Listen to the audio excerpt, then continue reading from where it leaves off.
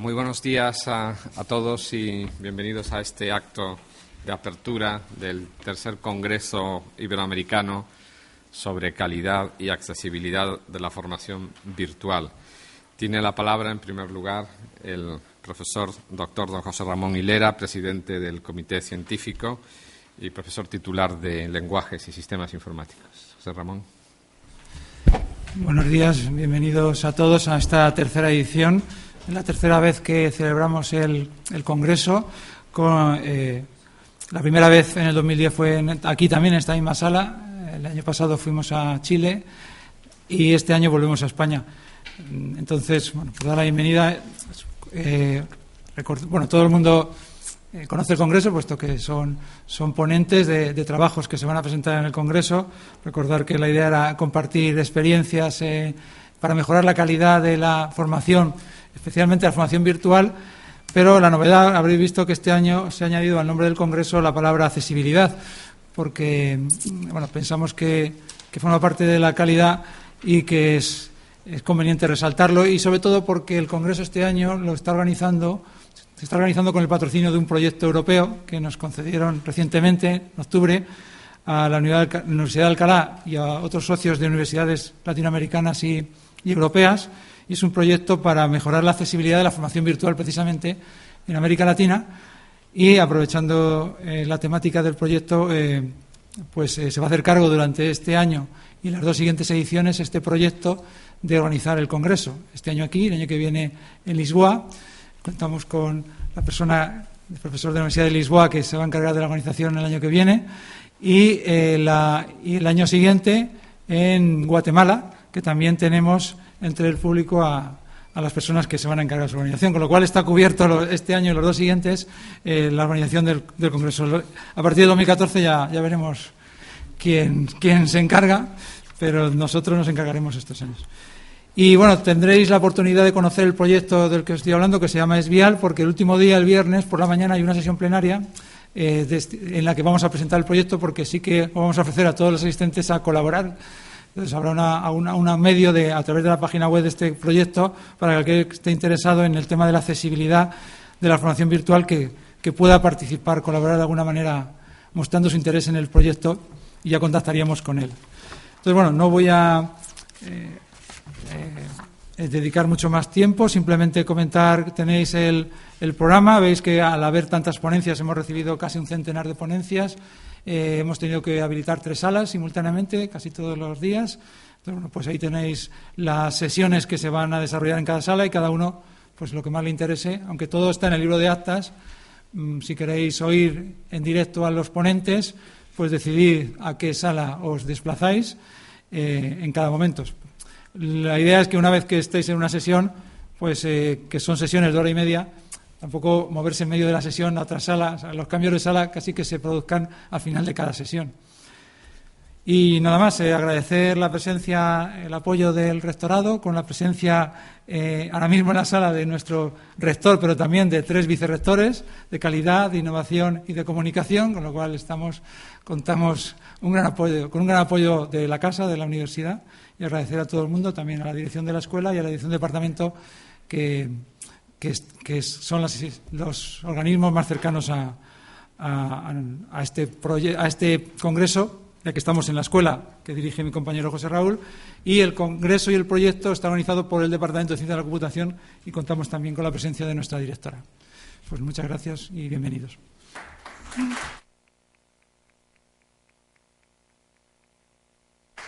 Muchas gracias, José Ramón. Ahora tiene la palabra el profesor doctor don José Raúl Fernández del Castillo, director de la Escuela Técnica Superior de Ingeniería Informática.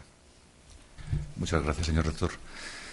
Bueno, mi objetivo hoy aquí, situado en esta mesa, obviamente es, y no puede ser de otra forma, daros la bienvenida, pero también el intentar transmitiros mi alegría y, puede sonar atópico, mi satisfacción porque este congreso, con vosotros, se celebre en la Escuela Técnica Superior de Ingeniería Informática, en nuestra universidad, la Universidad de Alcalá. En la Universidad de Alcalá, una universidad 5 veces centenaria, llena de tradición, de pasado, de experiencia, y con un bagaje internacional extraordinario, pero también muy consciente de su presente y de su futuro, y creo que muy necesitada, como todas las universidades, de ir por delante, de estar en la vanguardia, y estimo, y yo creo que veo que, como comenta mi compañero José Ramón, viendo el apoyo que también recibe globalmente de la universidad con la presencia de 3 vicerrectores, es un sentir generalizado que las líneas marcadas en este congreso, las enseñanzas con un soporte tecnológico, el e-learning, y la garantía universal a la accesibilidad son líneas prioritarias, fundamentales y estratégicas de cualquier universidad del futuro, y desde luego la nuestra no queremos que vaya a ser menos. Además, para mí las líneas son especialmente entrañables y cercanas, y en esto quizás algunos de mis compañeros me tendrán que dar la razón cuando recordemos un poco unos años antes, no sé, José María, Roberto, Javier Martínez, José Ramón. Yo recuerdo cómo en el curso de 98-99, fruto de los convenios de colaboración internacionales que teníamos y las relaciones, llegó una caja más o menos grande de la Universidad de Lund. Una caja que, por educación, decidimos abrir al paso del tiempo, que resultó que tiene un ordenador. Que ese ordenador, también más o menos grande, también fruto de nuestra educación, de nuestra correspondencia, la amabilidad de nuestros compañeros de investigación y de nuestra curiosidad, lo decidimos encender, y ahí apareció un Learning Management System de Lubit, que en aquel año había recibido un premio Microsoft, y que descubrimos que teníamos el orgullo de poder usarlo. Se nos decía que era el futuro de la formación, de la formación en la empresa. Pero nosotros, sin ver ese futuro, éramos más bien curiosos, y entonces empezamos a cacharrear, a parametrizarlo, a aplicarlo en nuestra docencia, y poco a poco nos fuimos acercando a él en una escena que casi podría ser como la de la película de Stanley Kubrick de 2001, Una odisea en el espacio, cuando se van acercando al monolito y lo terminan por tocar. Y ese fue como una especie de iluminación en la que sí que se vio cómo podía ser perfectamente aplicado a la docencia, potenciar la docencia, alcanzar a unos alumnos cada vez más lejanos. Después de él vino el Learning Space, vino Claroline, vino Moodle, vino WebCT. Pero claro, una cosa es saber mezclar la pintura y otra cosa es saber pintar un buen cuadro. Para pintar un buen cuadro se necesita algo más que una tecnología, sino que se necesita además saber utilizar esa tecnología, saber aplicarla a la docencia, a la formación. De esa época, yo creo que como digo, puede sonar ya bastante vieja, pero que para mí tiene unos orígenes bastante entrañables, pues no sé, son las certificaciones como Lubit Educational Partners de Javier Martínez y mía, o el que Roberto haya sido designado por nuestra vicerrectora de Calidad e Innovación Docente como responsable de aula virtual, que da servicio a todos nuestros alumnos de grado y de posgrado, y que confiamos en que el año que viene, si todo sale más o menos bien, pueda dar también soporte a nuestro grado en Sistemas de Información en modalidad semipresencial, que permitirá un acceso remoto a nuestros alumnos y traspasar las fronteras de la demarcación territorial. Y yo creo que también están los orígenes al menos de la ilusión por celebrar este tipo de congresos. También de esta época, este tipo de congresos sobre esta temática. También de esta época, y sí recuerdo también muy cercano y muy comprometido, a José Ramón Hilera, dedicado a los mecanismos de estandarización y de control de calidad, de accesibilidad, no ya solo de los sistemas basados en aprendizaje, sino de la accesibilidad como tal. El acceso universal ha sido una de las piezas fundamentales también que ha movido nuestro departamento, y porque en aquella época yo era miembro del departamento sobre todo, y es algo que también está en los orígenes interpreto de este congreso. Pero bueno, yo tampoco me quiero extender mucho más, pero sí que quisiera también manifestar otra cosa. Este congreso se desarrolla en el marco de un proyecto ALFA, un proyecto iberoamericano, y es un congreso iberoamericano. Y para mí también es especial porque, en cierta medida, es la evolución o la continuación de otro proyecto Alfa. Algunos de los integrantes del anterior proyecto Alfa están aquí presentes hoy. Un proyecto Alfa en el que yo participé modestamente, que era el proyecto Alfa dirigido por Elena Campos y, en gran medida, aunque él indudablemente lo negaría por su modestia, por Daniel Meciat, del Departamento de Automática. Ese cariño y esa continuidad en el trabajo también es algo que me llena de regocijo, y no menos por el hecho de que estemos hablando de un Congreso Iberoamericano, muestra y símbolo de lo mucho que nos une, de los muchos nexos y de los muchos vínculos que podemos establecer, y sobre todo España desde Europa, pero obviamente actuando como puente y como relación, que la tenemos y es tan clara y tan maravillosa con América, con nuestra América Latina, con nuestra Iberoamérica. Como escuela, la confianza en que los procesos y las conclusiones derivadas de este Congreso me quiten dolores de cabeza en hacer de la docencia de nuestros alumnos más clara, más cercana, con más eficacia y permitiéndonos alcanzar mayores cotas y, si cabe, mayor prestigio. Sin más, y ya con esto termino, muchas gracias por la oportunidad de poderos dirigir estas palabras, y muchas gracias por vuestra presencia y bienvenidos.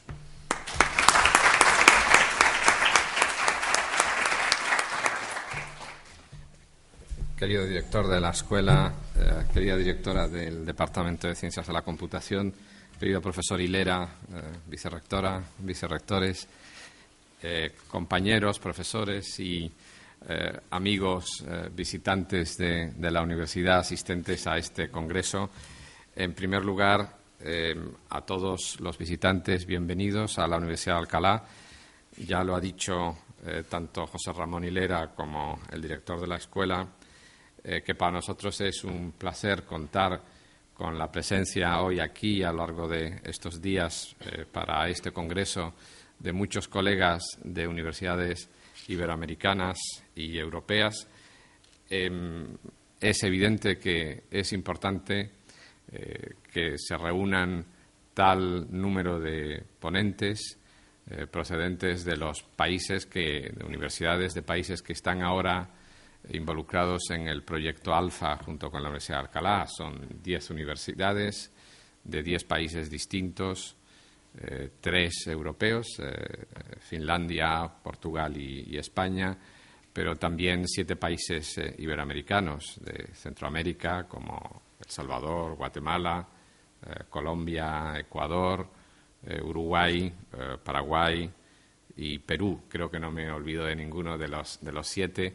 Estos son los que están colaborando en este proyecto Alfa. Es el tercer proyecto Alfa, entiendo, en el que estamos trabajando. Y para nosotros tiene además una significación especial, no solo por ser el tercer congreso y el que organizamos la segunda vez en la Universidad de Alcalá, como ha dicho antes José Ramón. En octubre pasado colaboramos con nuestros colegas chilenos en la organización del segundo congreso en La Serena, y el primero lo hicimos también en Alcalá. Ahora este tercero, con el nombre nuevo de Tercer Congreso Iberoamericano sobre calidad y accesibilidad de la formación virtual.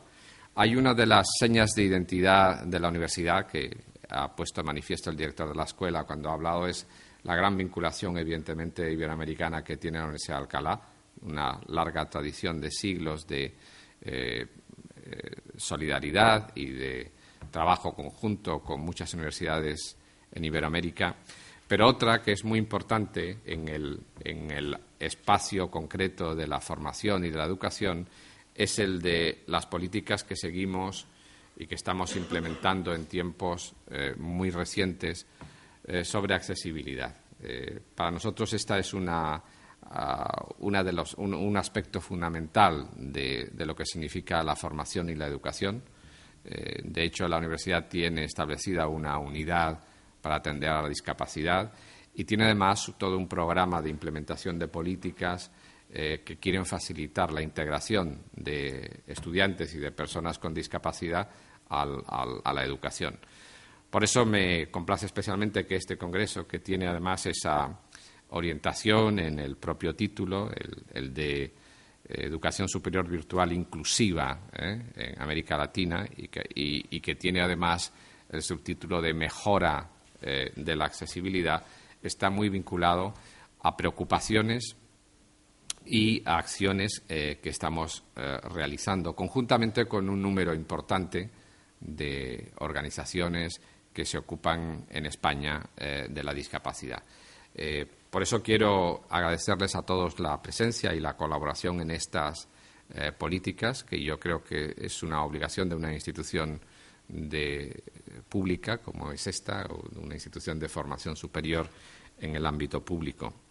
Y quiero agradecer, evidentemente, a la Organización Mundial de Personas con Discapacidad la colaboración que nos presta en el Congreso y también muy especialmente al proyecto Ática, que son los colaboradores con los que hemos venido trabajando de la Seguridad Social, porque nos han permitido también que la Asociación Internacional de Seguridad Social se involucre en la organización de este evento.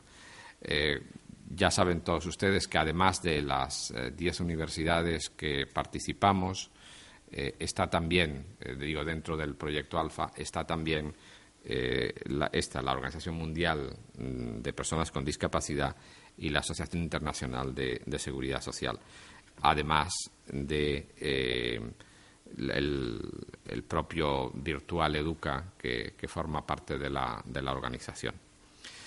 Y me gustaría, al mismo tiempo que les doy la bienvenida y les agradezco la presencia hoy aquí, agradecer y felicitar a los organizadores de este congreso. Yo no estoy acostumbrado a ir a congresos donde ya le entreguen a uno las actas el primer día editadas por completo, ¿no? ¿Qué van a hacer el resto del tiempo si ya están editadas? Me pregunto, ¿no?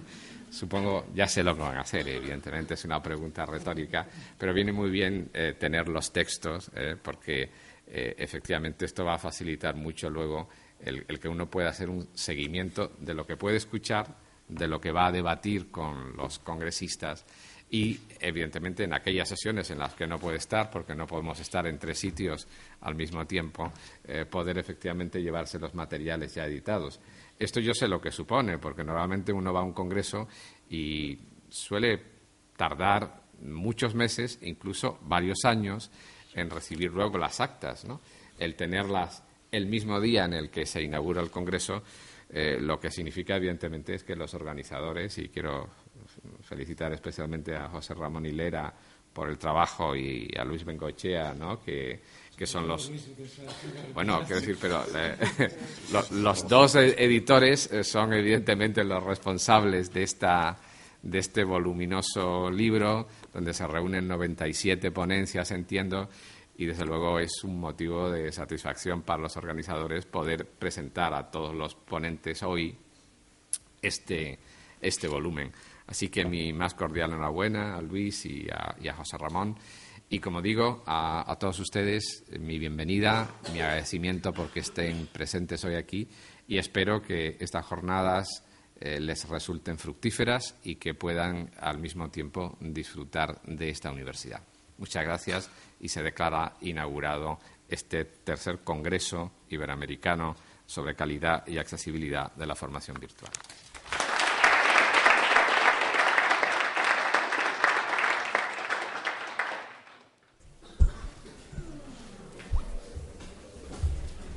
No me voy del todo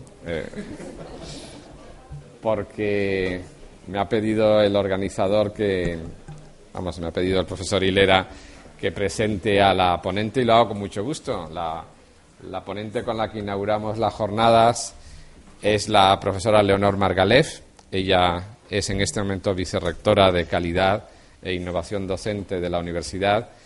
Es profesora en el Departamento de Didáctica. Tiene una amplia experiencia en la formación de profesores. Desde hace mucho tiempo yo vengo trabajando con Leonor porque lo ha hecho ella, ¿no? Pero hemos trabajado juntos en poner en marcha un plan que yo creo que se ha demostrado a lo largo del tiempo muy fructífero en esta universidad de formación de profesores universitarios para la docencia universitaria y tiene ahora, desde hace un par de años, como vicerrectora de Calidad e Innovación Docente, el cometido de establecer todas unas líneas para la mejora de la formación en la universidad, dentro de lo cual está, evidentemente, la formación virtual también. Así que, disculpándome con ella porque tengo que atender otras obligaciones y no la voy a poder escuchar, les dejo a ustedes con la intervención de la profesora Leonor Margalef. Gracias, Leonor.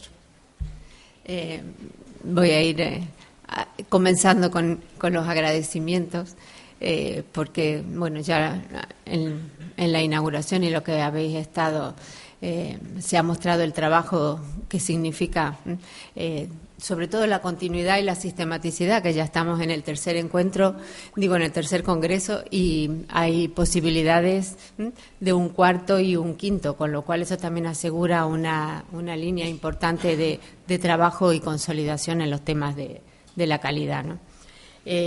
Como veis, es muy amplio la temática y el tema, y por eso cuando me hicieron la propuesta dije, bueno, qué bien, interesante, y luego dije, me arrepiento cuando uno está, pero a medida que fue pasando el tiempo y preparando ya el encuentro en sí, me alegro que hayan contado conmigo, porque me ha permitido hacer por lo menos un recorrido, un pensamiento, un análisis de lo que estábamos trabajando, en mi caso en temas de calidad y como responsable de la formación virtual, que no técnica ni experta en estos temas, pero sí quería, desde ese respeto en el que estamos todos hoy, poner en voz alta algunas ideas y reflexiones y compartirlas conjuntamente, porque creo que tenemos, o tenéis, mejor dicho, unos días por delante para poder avanzar en este tema.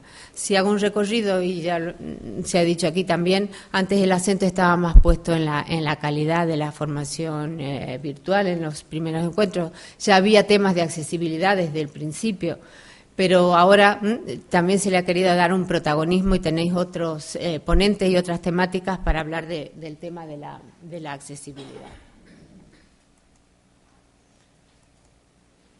Como les decía, yo solamente me voy a centrar en la calidad del proceso y ver desde una óptica y de un recorrido no solo lo que significa la calidad en sí y los temas de formación virtual, sino poner en voz alta hacia dónde podemos ir o qué tendencias o cómo recorrer.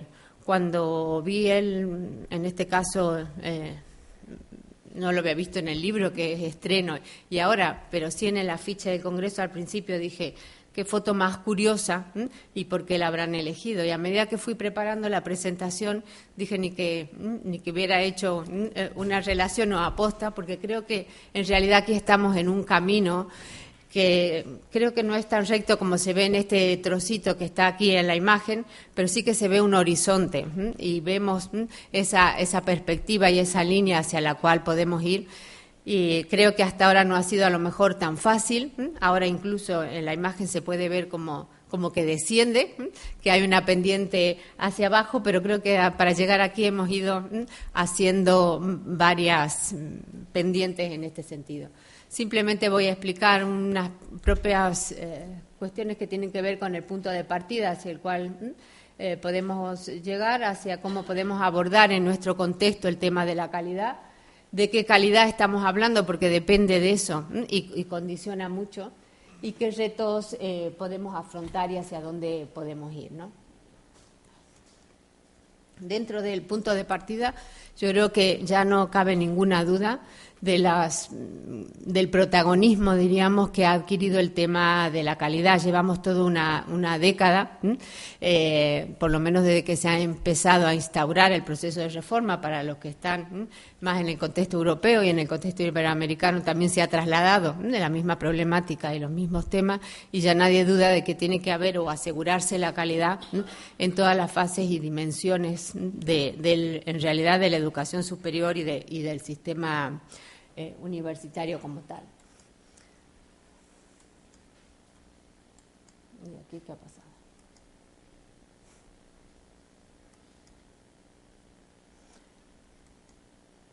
Bueno, ahora sí.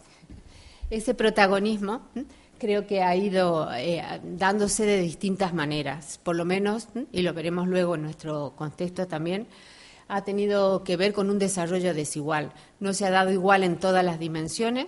Quizás hemos empezado más centrándonos en asegurar sistemas de calidad o en centrarnos en las titulaciones, luego en el profesorado y en sus procesos de acreditación.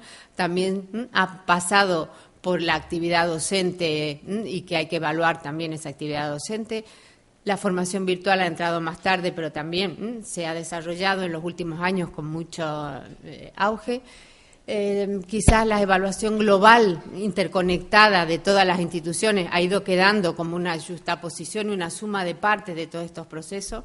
Esto ha tenido también desigual proceso en todos los sistemas europeos. Si nos ponemos a hablar luego qué ha pasado en Portugal, Finlandia o en otros países, vemos que han ido tomando carices diferentes. Si bien hay directrices europeas que tienen que cumplirse como estándares de calidad, requisitos, indicadores y criterios, no se ha dado igual ni en todas las dimensiones ni en todos los sitios. Y esto también tiene que ver porque ha habido marcos de referencia muy distintos, tanto epistemológicos, ideológicos como prácticos. Y muchas veces lo que hemos hecho es centrarnos más en la calidad como gestión de la calidad y en tomar cosas de la gestión de la calidad empresarial y trasladarlo al sistema universitario, que como sabemos tiene su particularidad en muchos aspectos y a veces esa traslación tampoco ha resultado coherente en algunos casos o clara y ha dado esta sensación a veces, como decía yo, de fragmentación o de sobresaturación de dimensiones a evaluar. Y a pesar de haber recorrido todo ese camino, muchas veces se ha ido camuflando la finalidad para el cual decía que asegurábamos la calidad, que era justamente para mejorar los procesos de enseñar y aprender en la universidad. Y a veces esa finalidad ha quedado más camuflada en cuestiones de carácter o más técnico, más práctico o hasta a veces mucho más burocráticos, y hay que ver qué impacto ha tenido realmente eso en esos procesos de mejora del aprendizaje. Nos pasa igual en la formación. Hemos avanzado un montón y si aquí se ha hecho hasta recorrido, pero ya no se trata de debatir o discutir de qué plataforma es la mejor o la ideal, sino realmente cómo eso ha ayudado a esos procesos de aprendizaje y si estamos favoreciendo eso en el contexto de la sociedad actual. Para analizar un poco qué ha pasado con todo eso, tenemos distintos, y en la ponencia están desarrolladas, así que no me voy a entretener ahí, distintos elementos que tienen que ver, por ejemplo, con los estudios que hace la Asociación Europea de Universidades, en donde está viendo si realmente se ha instaurado una cultura de la calidad. Porque pasar de cuestiones o de sistemas o procedimientos a llegar a una cultura de la calidad necesitamos tiempo para ser interiorizada. Desde esta asociación se están realizando distintos proyectos que tienen que ver en cómo poder mejorar esa evaluación institucional y qué es lo que está pasando. Incluso se hacen eventos, encuentros, etcétera, para poder ir analizando. Pero no solamente lo hace, y eso creo que lo habéis visto bastante en el primer congreso, así que no me voy a demorar en ello, es que esta asociación forma parte a su vez de la Asociación Europea para asegurar la calidad en educación superior.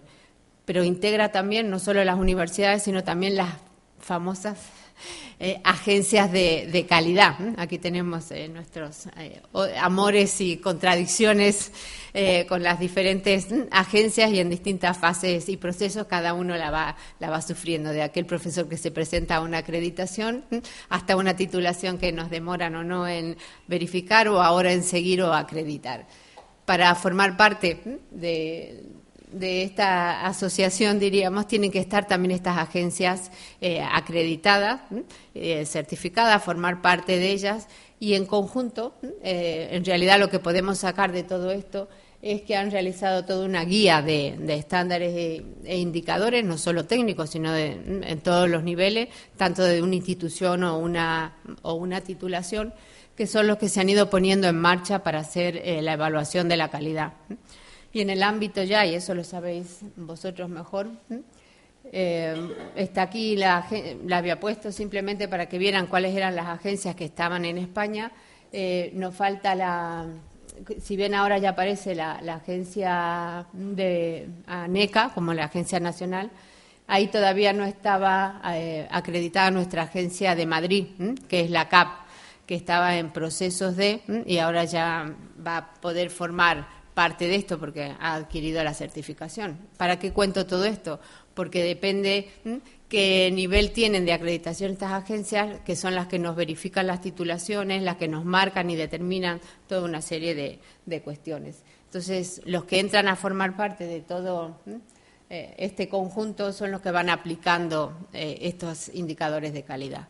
Pero luego también tenemos lo específico de la formación virtual y la Fundación Europea de la Calidad para el e-learning, que también eso ya lo habéis desarrollado de cierta manera en algunos otros congresos, va marcando los temas que tienen que ver incluso con buenas prácticas, que cómo se incorporan las TIC, qué medidas o qué no, cuáles son intercambios de experiencias, van orientando y realizando encuentros. Pero su objetivo también es asegurar la comparabilidad y el reconocimiento de esas titulaciones o formaciones, tanto más formales como informales, que tienen que ver con la calidad. Y para eso instaura la certificación UNIC, que es la que se utiliza para acreditar o certificar esa calidad.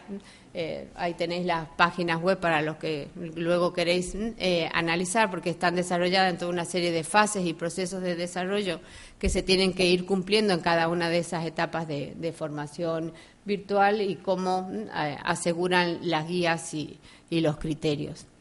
Pero con todo esto, lo que podemos decir que hemos ido garantizando es hasta qué punto esos sistemas, que a veces, como decía yo, se han burocratizado o se han desarrollado de manera diferente, nos permiten asegurar una calidad en los procesos de enseñanza-aprendizaje, tanto presencial en algunos casos como virtual en otros, y cómo se van intercambiando. Si ponemos a la calidad, todo tiene que ver con la calidad, y ahora le podemos agregar la accesibilidad y en otro congreso otro tipo de cuestiones, porque es un fenómeno complejo que está totalmente interrelacionado con dimensiones que son difíciles de separar o abordar. Y no hay que perder de vista que el objetivo de todo esto también es asegurar esa comparabilidad, el reconocimiento con unas certificaciones, acreditaciones que sean viables y reconocibles. Entonces, que también el acento o la finalidad está en otra cuestión, que es lo que a veces extrapolamos en general. Pero ¿qué pasa en nuestro contexto? Los que sois de fuera podéis ir haciendo vuestras extrapolaciones para ver si se dan situaciones similares o no. En mi caso, puedo hablar por nuestro contexto, en el cual hemos optado por seguir estas fases de un proceso centrado básicamente en las titulaciones. Si bien se ha hablado de un sistema de garantía de calidad de las instituciones, de los centros, se ha puesto mucho el acento, luego se ha centrado en la verificación o en el control ex ante. Ahí es donde se han puesto todas las energías, no tanto en el seguimiento, en ver qué pasa o cómo se ha desarrollado para acreditar, sino que se ha puesto mucho el acento en la fase previa, que es en la fase de lo que aquí llamamos la verificación, que dan estas ANECA como agencia nacional y algunas de las que están acreditadas, con lo que ha dado lugar a un proceso que está fuertemente regulado. Y está regulado en el inicio, lo cual no garantiza que luego eso se implemente de esa manera, si bien luego siguen fases de seguimiento y acreditación. Pero se pone mucho acento y a veces hasta con dudas de pérdidas de autonomía desde la institución en sí, porque se regulan a lo mejor cuestiones que tienen que ver más con actividades formativas, con procesos de evaluación, con metodologías, con incorporación de TIC, que es difícil prever. Y porque además nos exigen cuestiones que tienen que ver a veces con estimar tasas e indicadores de resultado para unas competencias que se supone que son cada vez más complejas, y cómo hacemos para reducir esa enorme complejidad en unos indicadores tan medibles o cuantificables. O sea que ahí mismo quizá ya se pone en peligro ciertas cuestiones que tienen que ver con la calidad. Por eso es un poco la pregunta, ¿no? ¿Qué efectos está provocando, qué resultados está generando este proceso tan centrado? En nuestro caso, y para los que sois de fuera básicamente, los demás creo que ya lo conocen y lo padecen en muchos sentidos, incluso desde nuestro vicerrectorado, que nos toca hacer ese papel de ir asegurando que se den estas fases para poder luego acreditar nuestras titulaciones. Como les decía, el acento ha estado puesto en la primera parte, en ese proceso de verificar. Cuando vemos que el seguimiento quizás sería lo más interesante, ver qué ha pasado, qué se ha hecho, cómo mejorar. Se insiste constantemente que esto es todo un proceso de mejora, pero ¿qué se está entendiendo por mejora? ¿Qué márgenes de maniobra nos dejan para la mejora y la modificación cuando a veces el acento está ya tan puesto en esto que tenemos que ligarnos a lo que ha estado puesto en estas memorias o en estas cuestiones de puntos de partida que están en los procesos de verificación. Entonces, quizás el verdadero proceso de calidad se encontraría en ese desarrollo y en esas posibilidades de ir analizando e ir generando de una manera mucho más ágil esos procesos de calidad, ¿no? Esto en sí ya ha ido creando muchos problemas que han sido analizados básicamente de maneras críticas por algunos autores, y les voy a leer simplemente, aunque está luego ahí en la publicación, una pequeña cita de un experto y un experto europeo que dice, el sistema español constituye un caso aparte. Aunque las políticas de calidad y rendición de cuentas se han consolidado con la misma fuerza que en muchos otros países, no se puede afirmar que hayan contribuido suficientemente a la mejora de la calidad, ni sobre todo a la excelencia de la oferta de programas formativos o al cambio del modelo de gobernanza del sistema universitario. A veces nos hemos centrado más en cuestiones de forma, y esto no es solo, el experto está analizando esto, a lo mejor se da igual en otras cuestiones, pero aquí se ha puesto demasiado el acento, y otros autores que analizan en una publicación reciente de un estudio señalan lo mismo, que quizás esto ha generado una parálisis de otros sistemas de garantías más eficaces porque la atención se ha puesto demasiado, o las agencias se han centrado demasiado en este programa de verificación que nos ha provocado bastante, a veces, burocracia. A lo mejor era necesario, llevamos un camino que también había que instaurar, nos guste o no nos guste, ahora tenemos políticas de calidad, estemos de acuerdo o no, hemos pasado desde una verificación de gastos a una rendición de cuentas a tener también una política de calidad. Esa es la buena noticia y el aspecto, pero también son cuestiones culturales que las vemos constantemente. Para hacerlas propias hay que ir incorporando, no tanto porque haya un procedimiento P, A o M, sino porque estamos convencidos de que hay que ir buscando ese proceso de calidad internamente.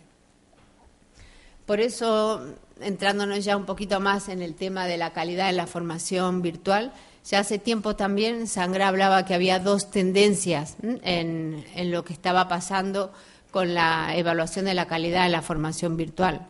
Una que tenía que ver con el tratar de evaluar esa calidad de forma similar a lo que pasa en la enseñanza presencial, se adapta, se complementa, pero no se modifica sustancialmente, y otra tendencia que dice que está muy centrada en los estándares y en estándares de carácter técnico.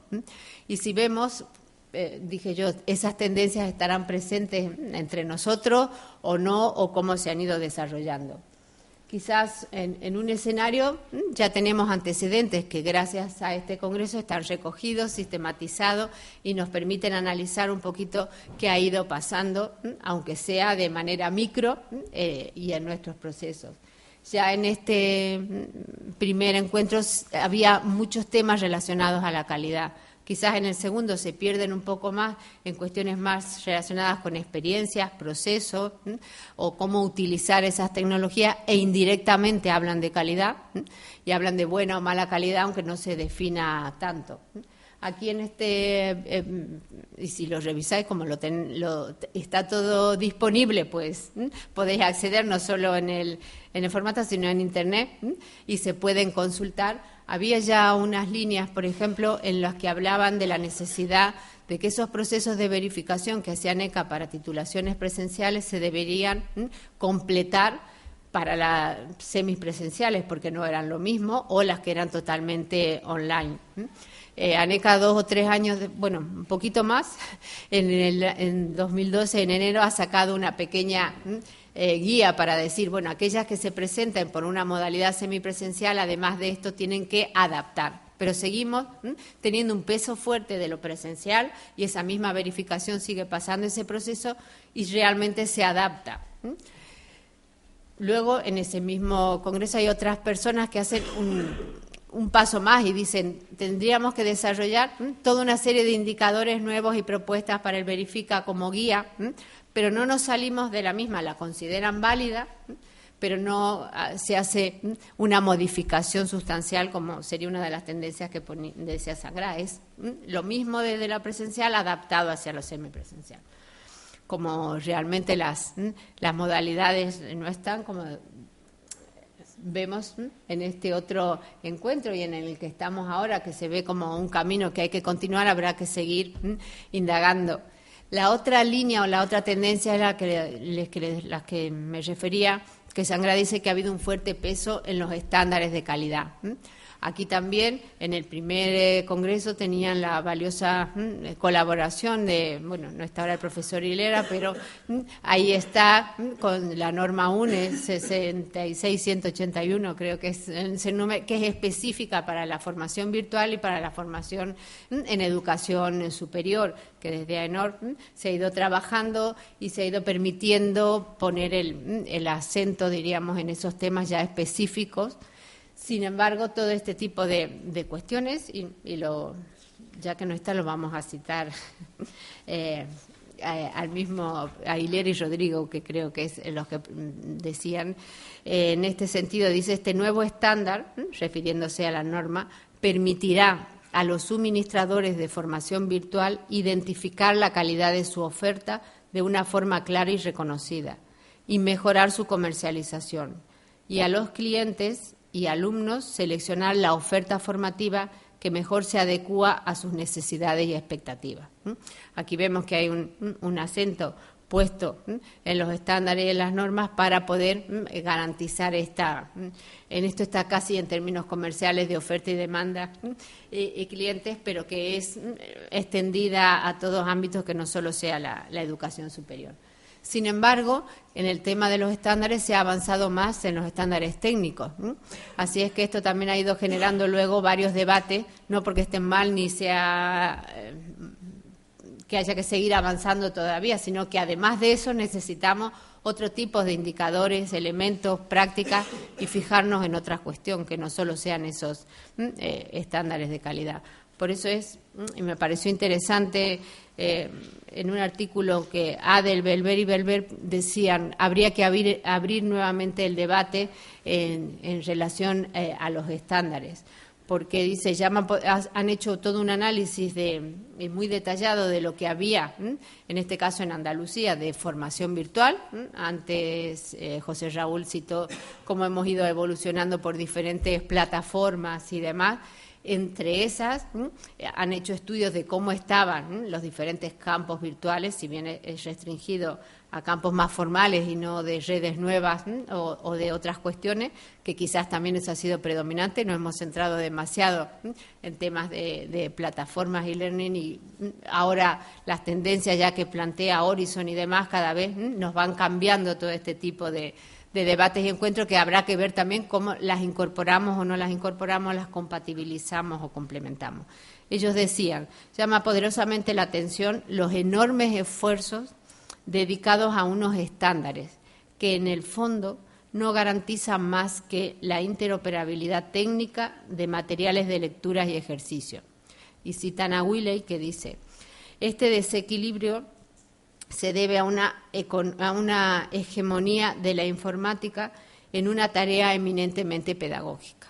aquí no nos vamos a meter en debate que estamos entre pedagogos e informáticos, pero sí llamar la atención, y quizás contra los pedagogos, que ha habido un esfuerzo muy grande en centrar en estas cuestiones técnicas e informáticas para que se pueda permitir esa realmente operabilidad, reusabilidad y todos estos criterios, y a veces se ha debatido menos de cómo pueden estas cuestiones mejorar procesos de aprendizaje, no adaptar a lo que ya estaba y a visiones más tradicionales de enseñar y aprender, sino cómo podemos trabajar de manera integrada estas dimensiones y otras más, porque sabemos que las dimensiones del contenido, que a veces nos hemos centrado más en visiones de seguir transmitiendo información o conocimiento, por más que citemos muchos autores constructivistas y apelemos a la psicología, pues a veces sigue siendo esa visión más tradicional del aprendizaje, con una muy buena visión técnica, diríamos, porque en eso sí que han hecho una buena tarea. Entonces, todos estos temas que tienen que ver con la formación virtual, lo dejo ahí en esas dos tendencias que parece que siguen siendo presentes o estando presentes, incluso entre nosotros, y que habría que empezar a buscar nuevas preguntas, nuevos retos o nuevas maneras de integrar en esta formación virtual. Quizás para ello habría que dar un paso un poco más ambicioso, que lo voy a dejar ahí porque no me voy a entrar a detallar todo esto más en este contexto, de qué calidad estamos hablando, porque podremos seguir debatiendo, pero si no definimos un término tan complejo, tan polisémico, que depende quién lo ve, desde qué visión y de qué perspectiva define la calidad de una manera diferente, con todas las aristas que esto tiene, podemos hacer a veces hasta un diálogo de sordos. Lo importante es que haya referencia. A veces hablamos de calidad en general en nuestras comunicaciones, ponencias, formaciones, etcétera, pero podemos estar pensando en algo muy diferente. Entonces, quizás una primera tarea sería que cuando hablemos de esta calidad intentemos ir más allá de lo que puedan ser estas mediciones o estos estándares, si lo consideramos. Si estamos hablando en este ámbito, nos quedaremos en ello.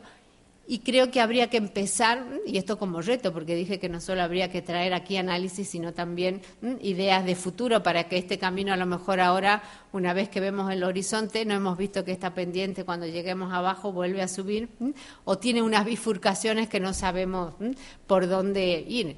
Y yo creo que ahí está el reto, empezar a pensar la calidad de una manera también más contrahegemónica. ¿Qué quiero decir con esto? En que a veces, desde que hay estructuras de poder, sabemos que la calidad es un constructo social y como tal se construye, como tantos otros términos. Aquí muy relacionado está el de la excelencia. Ahora que entramos a grandes debates de quiénes van a ser excelentes y quiénes no, hablamos ya hasta de sexenios de excelencia. Bueno, a ver qué va con esto, quién se considera que son constructos sociales. Entonces, como tal, podemos también redefinir nosotros, y en estos ámbitos en los cuales consideramos que tenemos cierto poder en tomas de decisiones, intentar pensar, por lo menos integrar esa calidad de otra manera, o poner en algún momento el acento en esos procesos. A los resultados llegamos, y no es que se desprecie los resultados, pero si ese proceso es de calidad y garantizamos el camino de un proceso de calidad, más seguro es que lleguemos a ese resultado. El problema es que a veces pasamos, y además por la presión en el mundo actual, a tener resultados cada vez más medibles, más cuantificables.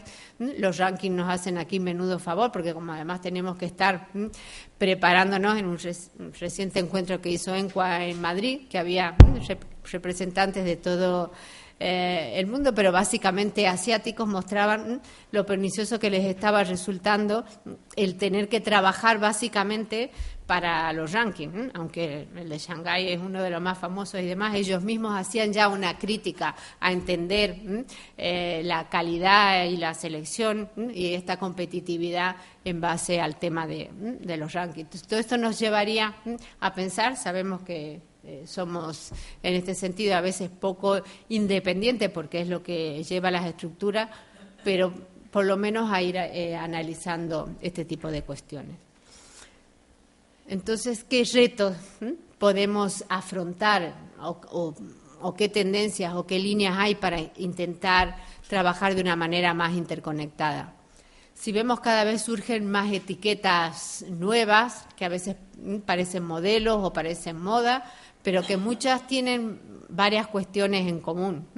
Revisando para preparar aquí algunos de los retos, me acordaba de la presencia que tuvimos aquí para nuestro ámbito de formación de una profesora de Holanda que nos presentó el modelo TAPAC, que es el modelo que estaban utilizando de integración de y ahora lo veremos un poquito más en detalle, en intentar integrar el contenido, la pedagogía o la didáctica y las tecnologías y trabajarlo de manera integrada, o el diseño universal de aprendizaje, que también, ya que hablamos de aplicabilidad, intenta también de la mano del CAS en Estados Unidos trabajar esa aplicación de las tecnologías, pero no para tener que estar haciendo una adaptación a la diversidad o a distintas aplicaciones, sino que de entrada esa propuesta curricular ya sea inclusiva, esté en múltiples formatos, tenga múltiples expresiones, responda a las necesidades diversas de los estudiantes, intente tener un modelo mucho más flexible y abierto.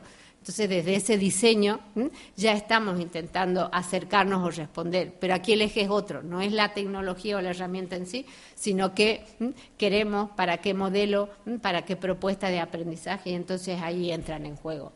O la otra que habla de aprendizaje invisible, que cuando lo leí dije, uy, otra cosa más, ya tenemos aprendizaje de todo, profundo, no sé, y ahora dije, bueno, aprendizaje invisible, pero cuando uno lee, por lo menos lo que plantea Cobo y Marojo en ese aprendizaje invisible, pues no vuelve a ser más de lo mismo, en el sentido de decir, hay que visibilizar todo lo que entra en un proceso de aprendizaje en donde el cual las tecnologías es una manera diferente de abordar y en donde lo que hay que cambiar es ese diseño tradicional. Seguimos tratando de encajar todo a nuestro modelo tradicional de formación. Entonces, esas tres líneas quizás son las que pueden ayudarnos a buscar pautas o líneas.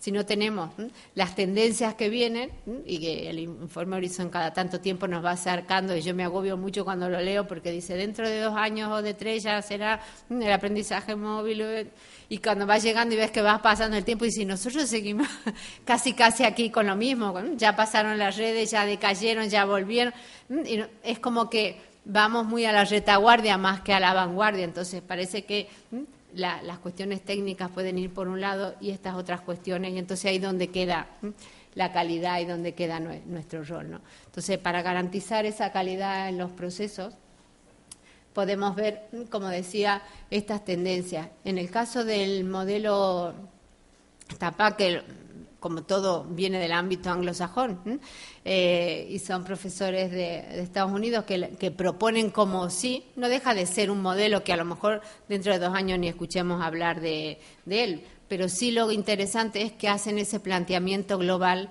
de relacionar las 3 partes que aparecen en todo proceso. La cuestión del contenido, hay diferentes, y aquí estamos, epistemologías y contenidos que se construyen de manera diferente de acuerdo a qué campo de conocimiento, pero a veces nos hemos cerrado tanto que también queremos que sea para nuestra disciplina, porque no vemos las posibilidades de la interdisciplinariedad, de las interconexiones y de cómo trabajar, de cómo, y eso es un debate que se da en lo presencial, mucho más en lo virtual, pero en lo virtual quizás traspasar esas fronteras del contenido del especialista de mi asignatura es mucho más fácil, y así vemos ejemplos que se están dando en distintas universidades que ya utilizan contenidos mucho más abiertos, diseño de actividades más globales e interconectadas, que hay que ver que si yo introduzco un cambio en el contenido, lo tengo que introducir también en la pedagogía y también en la tecnología. Lo que hacemos a veces es ir en uno de ellos intentando cambiar, pero esto está totalmente alineado y necesitamos trabajarlas de manera global. Y a veces se mantiene constante el tema de lo que entendemos por enseñar y aprender, nuestras concepciones, cómo hemos aprendido nosotros, porque no tenemos experiencia vivida muchas veces en esos procesos de construcción. Entonces adaptamos a nuestras concepciones de lo que es a nuestras culturas y ahí queremos trabajar a partir de eso. Quizás ese cambio o esa revolución pase por, como dicen estos autores, poner en relación estos elementos. Por eso aquí planteaban desde que no solamente es un tema curricular, ni de contenido, sino también habrá que investigar, explorar, crear, buscar otras formas mucho más abiertas y flexibles.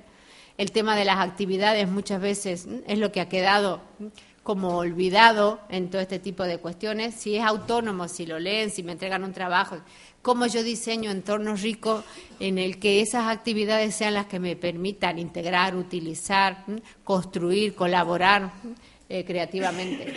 El tema de las comunidades de aprendizaje también lleva tiempo dando vuelta por la esfera, pero también se entiende de manera distinta. Si somos una comunidad informal, que puede ser y que resolvemos, si cualquier cosa ya ponemos en el foro para ver cómo se hace y pasamos de hacer consulta a ver manuales y construir, cómo esa construcción está ahí, pero no la aprovechamos más que para hacer ese trabajo en equipo. O los profesores os quejáis mucho que sí, he utilizado un wiki colaborativo, pero luego quién colabora, cómo se... Entonces, quizás todas estas formas son las que nos tienen que llevar a cambiar en la integración. No me vale introducir algo como herramienta si no sé para qué potencialidad. A lo mejor si yo lo que quería era que debatan, pues hubiera hecho otro tipo de actividad, propuesta, trabajo, integración o sentido. Con lo cual, de este modelo, que a lo mejor, como digo, ellos mismos ya están diciendo que pudieran cambiarlo o que pudieran analizar o que a lo mejor se trata de integrar, pero la visión que están haciendo no es la más dinámica. Estos mismos autores, Kohler y Misra, que son los que proponen el modelo, dicen que esto tiene importantes implicaciones para el desarrollo profesional del profesorado, dado que no se asienta solamente en el desarrollo de habilidades técnicas. Muchas veces intentamos poner en capacitar en la técnica, sino que permite realizar conexiones en su contexto de aprendizaje a través del uso de la tecnología, la didáctica y el contenido disciplinar. Eso también nos lleva, como decía, no solamente es de formación o de entrenamiento, sino de cambio. Y cuando hablamos de desarrollo profesional, porque hay un crecimiento y una evolución, esto me sirve ahora, luego está, en este caso, todavía hay gente que se queja porque ya hay una nueva versión o un nuevo procedimiento tal, pero si ya estábamos aprendiendo y estas no son cuestiones estáticas, ese dinamismo depende cómo lo tomamos para poder favorecer esos procesos de aprendizaje. Esto también nos llevaría a ver si aquí...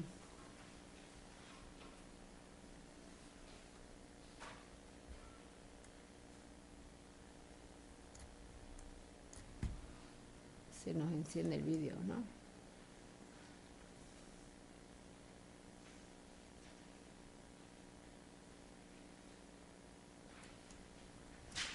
Demora un poco, pero no sé si tanto.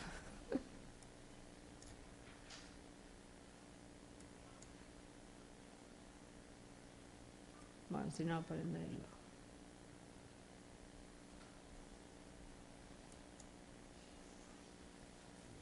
Pues no engancha.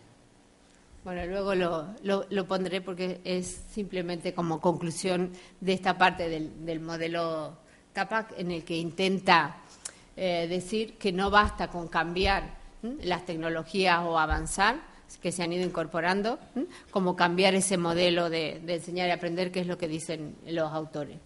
También nos lleva a recrear entornos de aprendizaje abierto. Hablamos de los open course, pero siempre hablamos de la accesibilidad de los contenidos, de la reutilibilidad. Pero el abierto nos significa a entornos que sean mucho más flexibles, que permitan otro tipo de cuestiones, no solamente compartir. En este sentido, las universidades americanas nos llevan bastante terreno, no solamente porque está el contenido ahí, sino porque van diseñando a su vez actividades formativas y a su vez van colgando de ahí una comunidad para resolver, y no solamente para tener información, sino para crear y producir. Son las propias comunidades de estudiantes las que producen el conocimiento. Quizá la revolución está ahí, en ser productores y no solamente consumidores.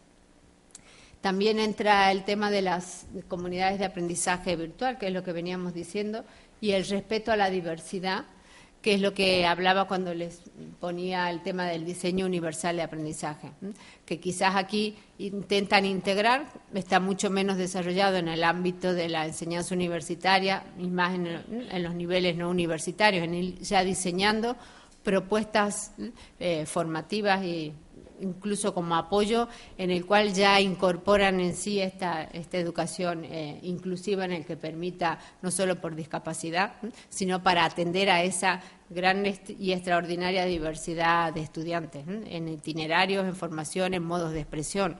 A veces también ponemos fechas, ponemos a todos lo mismo, ponemos el mismo modo de expresión y algunos pueden, por estilos de aprendizaje, tener una manera u otra de crear y producir. Esa rigidez a veces no favorece un determinado tipo de cuestiones. Todo el diseño universal, y aquí no hay tiempo para desarrollar, pero bueno, tiene desde un punto de vista curricular. Y dentro de esa propuesta curricular es cómo integrar toda esa potencialidad que las tecnologías nos permiten y nos puedan abordar. Y ahora viene lo más difícil y lo más duro, ¿no? Porque cómo trabajamos, diríamos, en otro tipo de cuestiones en las que nos permitan avanzar aquello que decíamos, no solo quedarnos en la cuestión técnica. Cabero y López, haciendo también un análisis en curso, decían que la mayoría de la formación virtual tenía una navegación intuitiva clara, un diseño gráfico, un tamaño, unos colores, facilitaban el acceso a la información relevante, a elementos multimedia. Dice, pero evidentemente se ha producido mucho más avance en el diseño técnico, incluso en el diseño técnico del aula virtual, en lo que parece haber un amplio consenso.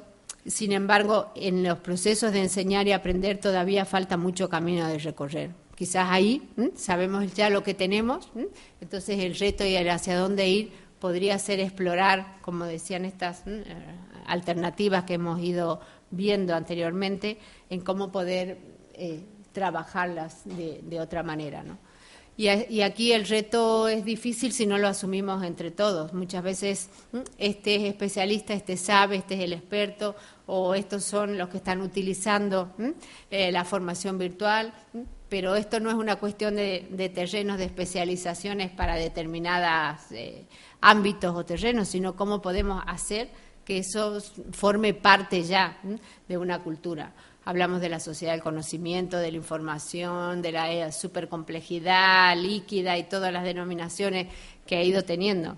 Pero cómo todo eso nos lleva a replantear funciones y finalidades en la educación superior. Y quizás ahí es lo que está el reto abierto para ir buscando el cómo responder de esa manera.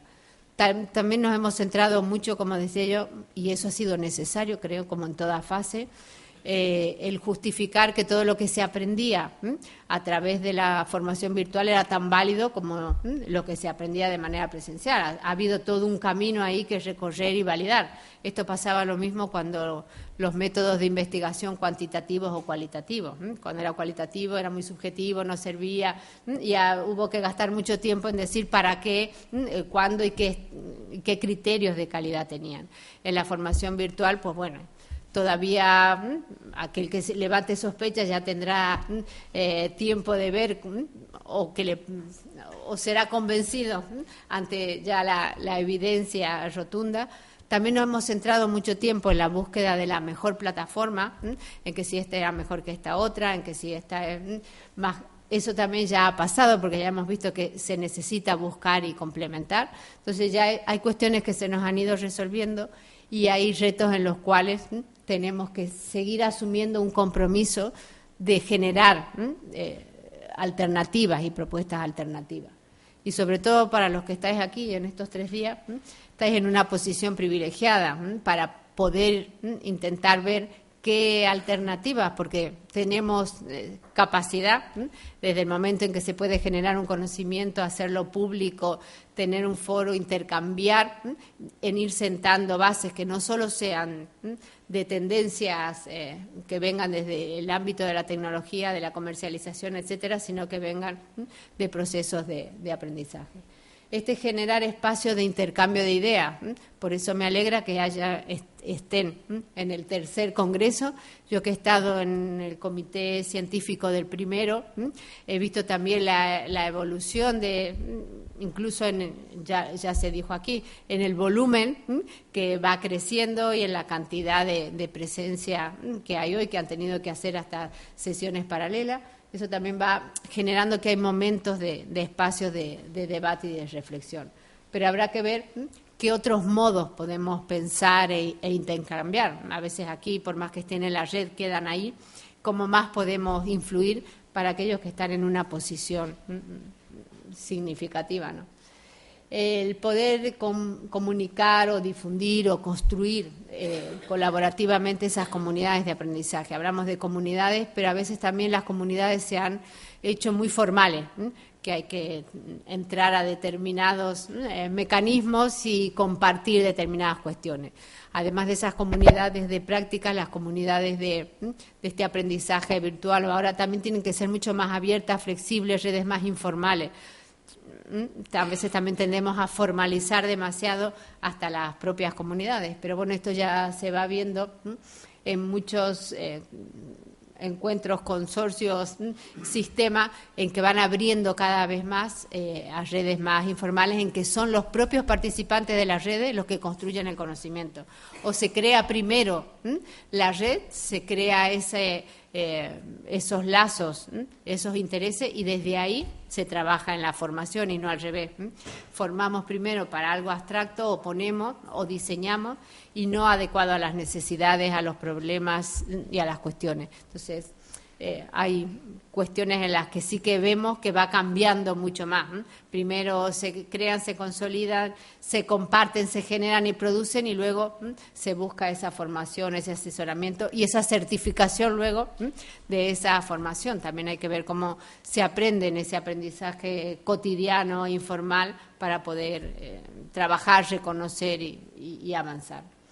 Hay cada vez más alianzas, redes, consorcios, como ves, hay un amplio panorama y propuestas. Aquí ha aparecido también el Centro de Enseñanzas Virtuales en España como una fundación que intenta marcar líneas. Creo que tenéis en el ámbito del encuentro, no sé si es el jueves, mañana, una presentación, y ahí ellos también están utilizando todo el aporte de las tendencias y de las tecnologías al servicio de varias cuestiones, pero también de las universidades. Están trabajando mucho digo, porque aquí a lo mejor alguno de los que estáis ha hecho contacto también con Iberoamérica, especialmente con Latinoamérica, creo que con Chile y México, me parece que han comentado, en los que están trabajando con esas universidades también, apoyando estas comunidades para que a raíz de ahí salgan proyectos. El que estaban trabajando ahora era algo bastante informal de emprendimiento, en donde son los propios miembros de la comunidad los que van generando ese conocimiento.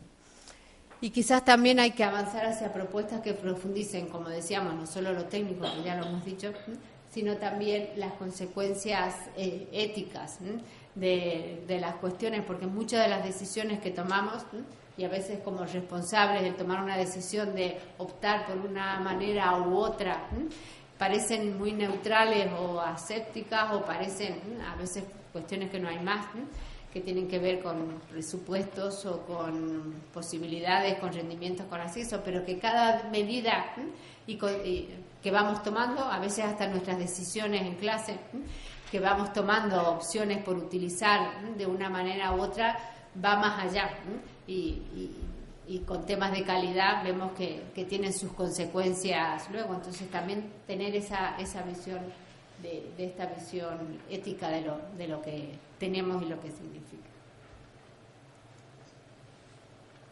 Y yo ya para terminar, y así hay tiempo de que pudiéramos, no sé, poner el vídeo 5 minutos. No, mejor vamos a ir a las preguntas y luego lo tenéis ahí al enlace. Es que yo creo que también en todo esto, y eso es mi visión, o sea que esto no es necesario ni que lo consideréis como tal, pero que a veces hay que hacer el camino inverso. Por eso decía que tanto camino, cuando he visto la foto digo, no, si yo también estaba, parece que mimetizada con la imagen. A veces se construye la calidad siempre desde fuera hacia adentro. Yo creo que el camino tendría que ser también desde dentro hacia afuera, generar ese capital humano y cultural que necesitamos como capital social, no solo nuestro, sino de nuestros futuros egresados, y tratar de invertir las energías que cada vez nos quedan menos y hay que desperdigarlas en muchas cosas, en crear muchas sinergias, en alianzas, en avances flexibles, abiertos con la contribución de todos. Y yo creo que esto se logra si tenemos esa vivencia real en los procesos. Si lo contamos, lo leemos, lo discutimos o lo analizamos en estos foros, a veces no es suficiente. Tenemos que tener la vivencia nosotros mismos como participantes y dar la oportunidad a que otros lo tengan. Y así quizás tengamos, ¿no?, esa calidad asegurada, no solo porque nos lo digan, nos lo certifiquen desde fuera, sino porque la hayamos vivido en el proceso y sepamos realmente qué es de calidad y qué no. Incluso cuando ya testeáis y ponéis ciertos análisis de oferta, también podéis leer la letra pequeña y ver qué hay detrás de todo este tipo de cuestión. Pero si no hay esa vivencia de otros procesos, nos parece que a lo mejor lo que está y lo que se nos oferta es lo que hay, ¿no? Entonces, animaros a seguir en este camino de calidad, accesibilidad y todo lo que sea necesario poner, pero viendo que necesitamos abordarlo desde lo complejo que es. Hasta ahora hemos intentado muchas veces reducir, y será por supervivencia, la complejidad con la reducción, pero por lo visto hay que abordarla con esta integración y esta transposición no solo de fronteras físicas y llegadas, sino también de fronteras de contenido, de fronteras de profesiones y de comunidades reales, realmente de aprendizaje. Y nada más por mi parte. Estoy a vuestra disposición por si queréis hacer alguna pregunta, en la cual vamos a hacer como foro virtual. Si yo no la sé contestar, creamos entre todos una comunidad para contestar. Sí. Buenos días, soy Pedro Rocha de la UNAM, en México. Y me llama la atención como presentaste la CUEC, que es la agencia que califica se enfoca en la educación a distancia. En formación. En México no tenemos algo que se enfoque directamente en la educación a distancia. Tenemos organismos gubernamentales para toda la educación presencial. Mi pregunta va enfocada cuando tú hablas hacia el acento. Esta agencia, ¿a dónde pone el acento para evaluar, acreditar la educación a distancia, partiendo donde Sangra dice o sigue siendo lo presencial o se tiende más a las tecnologías? Claro. Yo no la conozco y me gustaría saber. Como todas las agencias europeas tienen sus líneas para ir identificando cuáles son los indicadores generales, no solo técnicos, que tienen que tener cualquier proceso de formación. Y si entras en la web vas a ver que te despliegan todos los procesos que tienen que seguir, incluso ellos los tienen identificados en la fase, desde cuando vas a diseñar o a hacer una propuesta de formación virtual hasta cuando lo vas a implementar, cómo hay que hacer la evaluación y el seguimiento de la calidad, luego los materiales en concreto que deberían tener y reunir y requerir, las actividades formativas, o sea, va todo el proceso de todo un ciclo de formación. Si se cumplen, y está bastante detallado dentro de la organización, obviamente puedes pedir consultoría, puedes pedir que te certifiquen, te acrediten, etcétera, a través de esa norma única. Sí.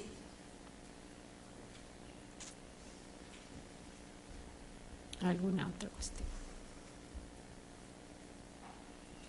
¿O está muy claro o están todos dormidos? En el modelo STEPAC, yo recuerdo cuando presentaron aquí en la universidad, dicen que ha evolucionado, que los propios autores se plantean cambios. Sí.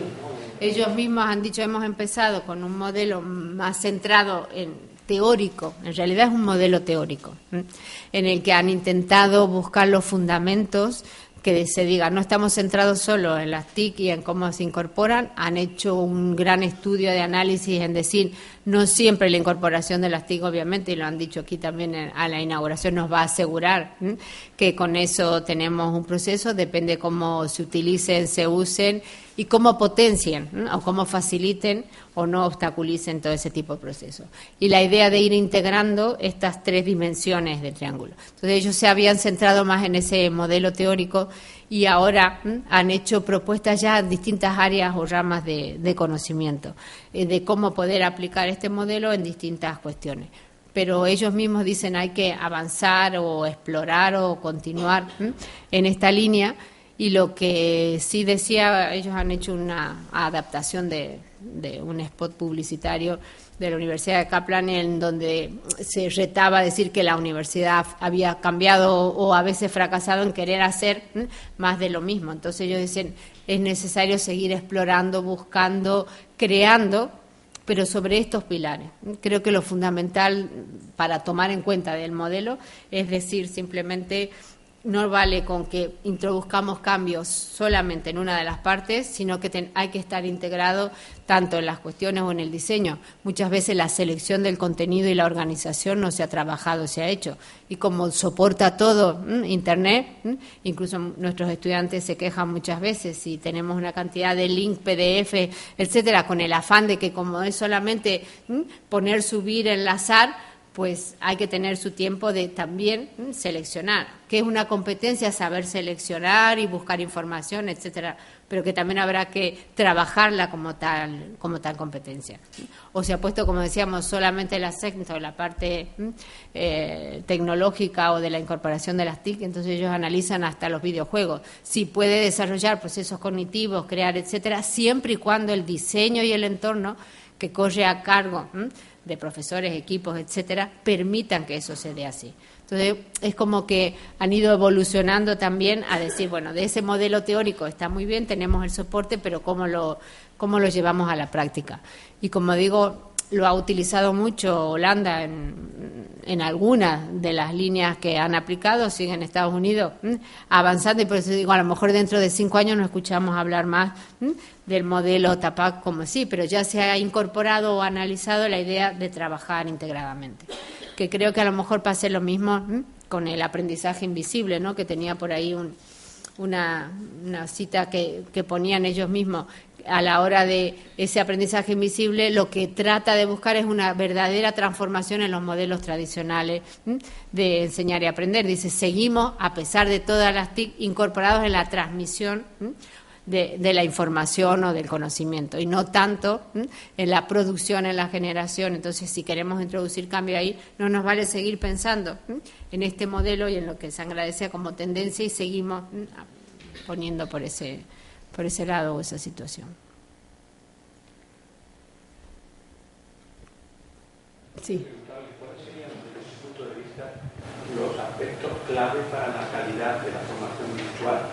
¿Qué aspectos tenemos que priorizar, ¿no?, para pensar en la calidad de la formación virtual? Ese es un tema en el que, como decía, depende qué va a poner cada uno en el acento para priorizar, ¿no? Como decía yo en el primer congreso, quizás, y porque no estaban, se ponían mucho los acentos, muy desarrollados en todas las cuestiones técnicas que decíamos en cuanto a los materiales, a los contenidos, etcétera.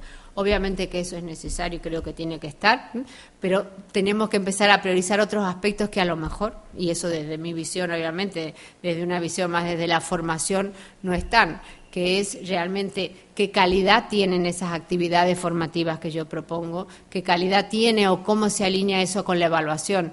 El tema de la evaluación ha sido siempre tratado como al final de todo, y en el caso de la formación virtual muchas veces pasa lo mismo, por las exigencias que dicen, bueno, hacemos todo virtual, pero cuando llega el momento de la evaluación, necesitamos que el alumno, el examen sea presencial, o necesito ver cómo voy a identificar al alumno porque no se sustituye.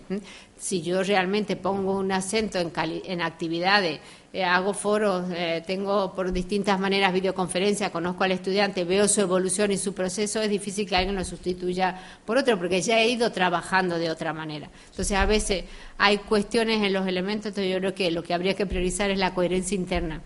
La coherencia interna en lo que estamos proponiendo en cuanto a las competencias que queremos desarrollar, el equilibrio en esa selección y organización de contenidos, en los materiales, en los recursos, en la variabilidad, en las cuestiones de diversidad, que también he dicho antes, en que sean realmente procesos inclusivos, porque a veces la diversidad decimos, sí, he hecho esto, esto y esto, pero también le ponemos todos a la misma vez, a la misma hora y en el mismo momento. Y a veces se están generando bastantes tiranías. Digo, esto caduca el domingo a las 12:01, y entonces esto significa que tengo que generar, o tienes que hacer un blog porque me gusta que hagas reflexión, pero que no pase de 2 o 3, no sé, párrafos porque me lo tengo que leer y entonces tal, o tiene que estar para dentro de una hora, o todos tienen que intervenir en el foro porque es criterio de evaluación. O sea, hay muchas cosas que a lo mejor tienen buena intención en el diseño, pero que en la calidad del proceso, que es lo que pienso yo que también tenemos que ver, tiene que estar esa coherencia y esos elementos, sin dejar, por supuesto, de lado todo lo que son las otras cuestiones, que si no, tendríamos esto muy bien, pero no habría lo que decía aquí Cabero, ni visión, ni gráfico, y hay que rentabilizar. Todo esto lleva mucho tiempo, y entonces también hay que aprovechar de dimensionar en qué invertimos ese tiempo y esas energías. A veces en hacer la presentación mucho rato en cualquier sistema o en pasar ese documento. Y como vemos, todo esto va cambiando, obviamente, desde la muerte anunciada del PDF, que ya llevamos varios tiempos para buscar cuestiones mucho más interactivas, y todo esto lleva tiempo de asimilación, de aprendizaje, pero también de diseño, de decir para qué. A lo mejor si realmente es algo que quiero que lean y está, o bueno, o lo pongo en un ebook, o no sé, hay que buscar más que en sí, en tener ese panorama amplio. Pues si no hay más preguntas.